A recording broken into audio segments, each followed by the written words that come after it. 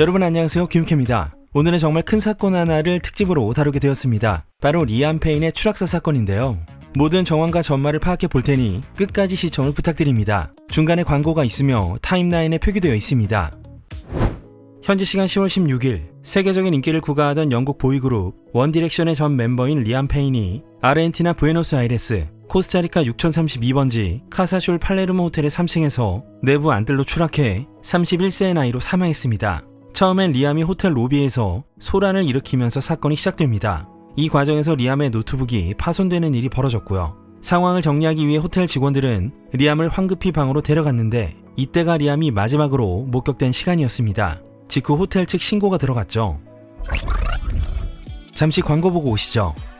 본 영상은 서브샤크 VPN의 지원을 받아 제작되었습니다. VPN이 뭘까요? 인터넷은 광활하고 자유롭다지만 사실 못하는 것 두성이. 이 페이지에 접속할 수 없다는 웹사이트, 해당 국가에서 못 보는 유튜브 영상들, 남의 나라 OTT에만 있는 신작 에피소드 감상, 국내에서 가격이 유독 비싼 물건의 직구를 가능하게 해주죠. 방법은 간단합니다. 모바일 PC 어떤 환경에서든 서브샤크 VPN을 다운받고 클릭 한 방이면 미국, 일본을 비롯 전 세계 어디로든 갈 수 있다는 거. 하지만 많이 움직일수록 인터넷엔 흔적이 남고 컴퓨터에 악성 코드가 만연할 수도 있겠는데요. 서브샤크 VPN은 그야말로 군사보안 수준의 암호화를 제공해 유무선 할 것 없이 개인정보를 완벽하게 걸어 잠궈줍니다. 자가 진짜 중요한 거. 들어오세요. 이야, 너 그거 아니야? 뭔데? 아이폰이 미국에서 제일로 싸대. 알고 있었어? 너 내가 그런 거 아니야. 직구도 막혔고 뭔가 털렸는지 인터넷 가입센터입니다 라는 전화도 온다고. 야, 그럼 내가 꿀팁 하나 쏜다. 가입하고 클릭 한 방으로 네가 원하는 거 다 해. 어떻게? 서브샤크 VPN. 나도 여친 아이폰 그걸로 직구 때렸어. 사진 찍을 때 무음되더라. 신기하대. 관세랑 환율은? 그건 알아서 하고 임마. 참, 너 4개월 추가 혜택 아냐? 우측 상단 탭을 클릭하거나 QR코드를 스캔해봐. 간다. 뿅. God, the things I could have done. 911, ¿es emergencia? Hola, buenos días. Recién llamé que se me acordó. Llamo del Hotel Casa Sur Palermo, Costa Rica 6032. Bueno, tenemos un huésped que está sobrepasado de droga y alcohol y cuando está consciente está rompiendo toda la habitación y bueno, necesitamos que manden a alguien, por favor. Y necesitamos que nos envíen a alguien urgente porque, bueno, yo no sé si corre riesgo la vida del huésped, que tiene balcón y, bueno, estamos un poco con temor de que haga algo. ¿Usted quién sería? ¿Es encargado? Yo soy el jefe de recepción. ¿Cómo se llama usted por último, señor? Esteban. 직후 호텔 매니저는 큰 파열음을 들었고 오후 5시 4분 호텔 안뜰에 있는 풀사이드 구역에 사람이 쓰러져 있다는 신고가 다시 한번 들어갑니다. 그리고 5시 11분 도착한 구급대원이 현장에서 리암의 사망을 확인했고 가수인 그의 신분도 알게 됩니다. 사망 3시간 후인 오후 8시 30분경 리암의 시신은 호텔에서 부검을 위해 옮겨졌고요. 부검 직후 영안실로 다시 옮겨졌습니다. 그 당시 응급의료팀장 알베르토 크레센티는 TV 성명을 통해 리암은 약 13에서 14m 높이에서 추락해 살아날 방도가 없는 매우 심각한 부상을 입었다고 밝혔고 당시엔 부검 전이라 정확한 사인이 나오진 않았지만 응급의료팀에선 두개골 기저부 골절이 매우 심각하다고 판단했다고 전해집니다. 아르헨티나 검찰청이 밝힌 부검 결과에 따르면 리암의 사인은 다발성 외상과 내외부 출혈, 몸 25곳에 부상을 입었고 이는 높은 곳에서 떨어졌을 때와 동일한 수준이다. 사고인지 고의성이 있는 것인지는 불분명하나 당국이 사인을 수사 중이다. 신고 후 사망까지 6분 정도의 시간이 소요된 것으로 파악돼 이 시간이 사건 재구성의 핵심이다 라고 추정했습니다. 검찰은 이 사건을 의심 미확인이라고 발표했는데요. 이건 사망 원인에 대해선 결정적인 정보가 없다는 걸 의미합니다. 현장을 점검한 검찰 측은 단순 실수로 인한 추락사가 아니라고 판단. 안드레스 에스테반 마드레아 검사팀의 사건을 배정했는데 갑자기 리암이 머물고 있던 방의 사진이 유출되어 온라인에 퍼지기 시작합니다. 많은 미디어들이 앞다투어 이 사진들을 기사화했는데요. 부서진 TV, 하얀 가루와 테이블 위에 라이터, 여러 개의 병, 탄 자국이 있는 캔, 성냥, 양초, 왁스, 알루미늄 호일, 항불안제인 클로나제팜 등의 약물 등이 있었습니다. 검찰 측은 지금까지 살펴본 증거에 따르면 리암은 추락사고 당시 혼자 있었고 약물 남용 증상을 겪고 있었다. 리암의 팔에 방어운이 없다는 건 선택에 의해서든 반응 불능에 의해서든 낙하로부터 자신을 보호하지 않았다는 것을 보여준다. 시신이 발견된 위치와 입은 부상의 정도로 볼 때도 완전히 의식을 잃은 상태에서 넘어졌을 가능성이 높다 라는 성명을 밝힙니다.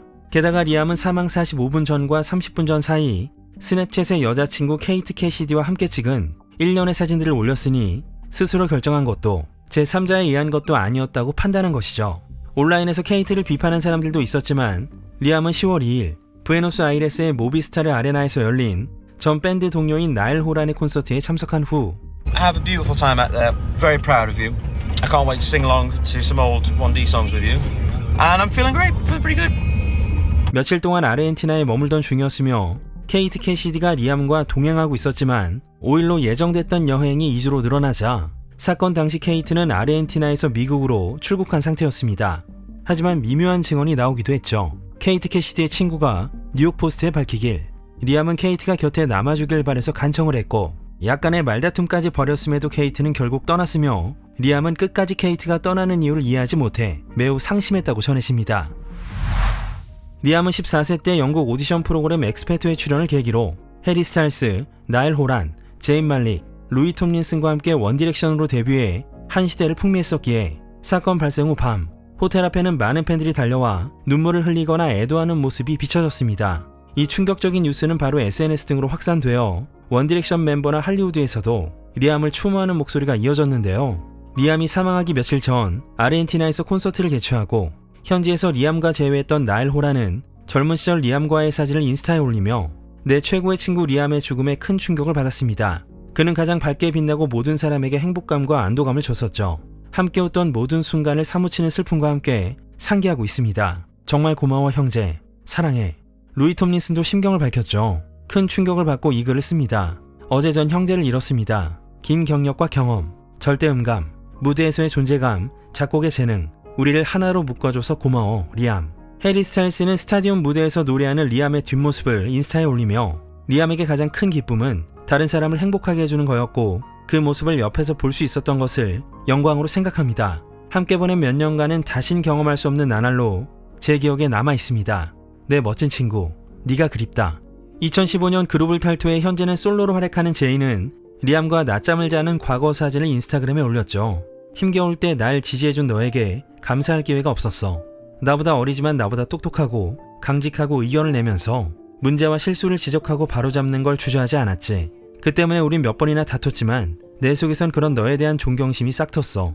그리고 원디렉션 동료 전부가 BBC를 통해 공동 성명을 내기도 했습니다. 우린 리암의 죽음에 황폐해지고 말았습니다. 어느 정도 시간이 흐르고 나서야 더 많은 이야기를 할 수 있겠죠. 지금은 우리가 사랑했던 형제를 잃은 것을 슬퍼하고 버티는 시간을 가지려 합니다. 리암과 함께 했던 추억은 영원히 소중히 간직될 것입니다. 지금은 그의 가족, 친구, 그리고 팬들에게 저희의 마음을 전합니다. 그가 몹시도 그리울 겁니다. 우린 널 사랑해. 루이스, 제인, 나일, 그리고 해리가.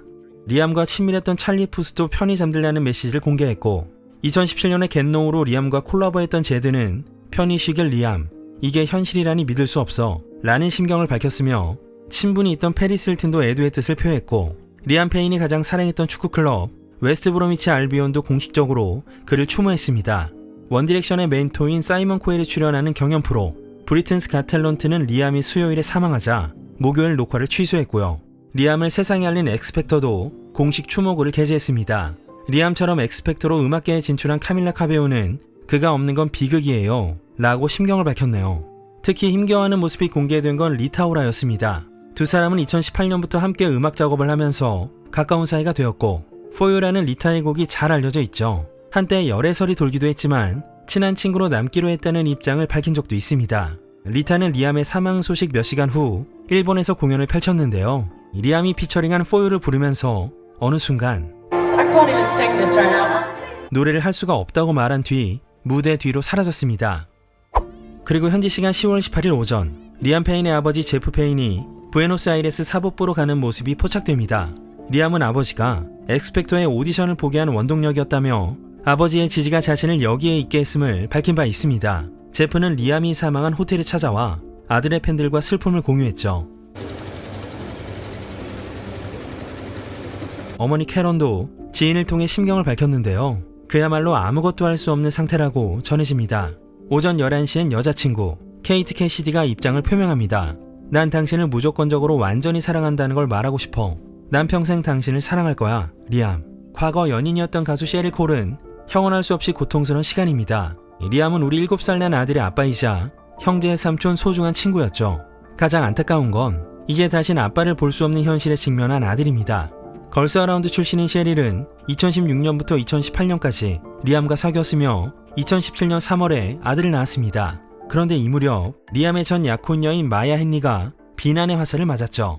두 사람은 2018년부터 3년간 사귀었는데 코로나 팬데믹 동안 고립된 채 둘만 지내면서 상당히 결속력이 생기고 관계가 무르익었다고 밝힌 바 있었고 2022년 5월에 결별했습니다. 그런데 팬들이 리암의 과거의 연인인 마야를 비난한 건 리암이 숨진 16일로부터 이틀 전인 14일 월요일 마야가 디 인터넷 이즈 데드라는 팟캐스트에 출연해 리암의 정신건강 상태가 좋지 않다는 발언을 했기 때문입니다.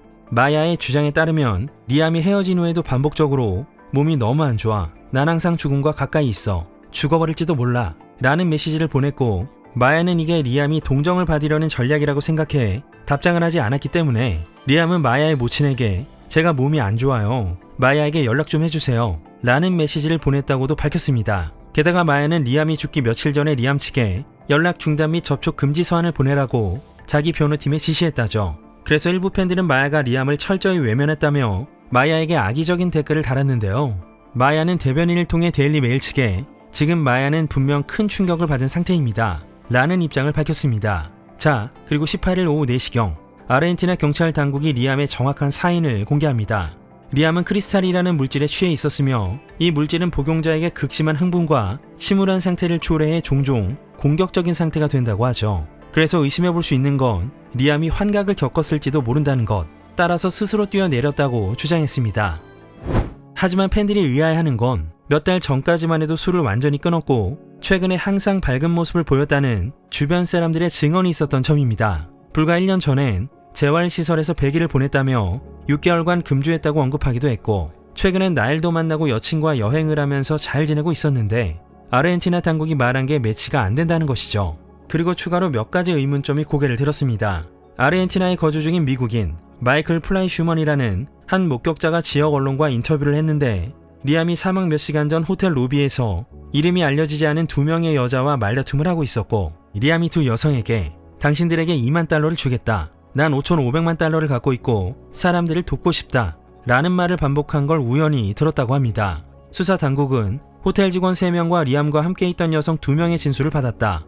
이 여성들이 리암의 방에도 있긴 했지만 사건이 발생했을 때는 이미 호텔을 떠났다. 모든 것이 리암이 사건 당시 혼자였음을 시사한다 라고 밝혔지만 팬들은 정말 이 두 여성이 리암의 죽음과 연관이 없는 게 확실한지 의문을 갖고 있었는데요.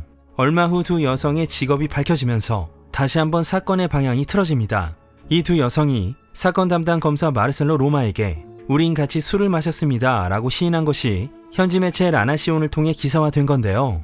해당 보도에 따르면 이 여성들은 당국의 자신들의 직업이 매춘이라고 밝혔습니다. 하지만 리암과 약물을 사용했다는 의혹은 부인했으며 적어도 같이 있을 때까진 리암이 정상적으로 보였다고 말했습니다. 아르헨티나 연방법에 따르면 매춘은 불법이 아니지만 부에노스아이레스에선 허가받지 않은 공공장소에서 성을 사는 것이 범죄라고 합니다. 이 여성들은 서비스를 제공하는 플랫폼을 통해 연락을 받은 후 호텔로 불려갔고 오전 11시 30분경에 호텔에 도착해 오후 4시까지 머물렀습니다. 호텔 내부에서 목격한 사람에 따르면 여성들은 오후 4시 이전에 리암의 방에서 나갔지만 리암이 돈을 지불하고 싶어 하지 않았기 때문에 실랑이가 벌어졌다고 주장했습니다.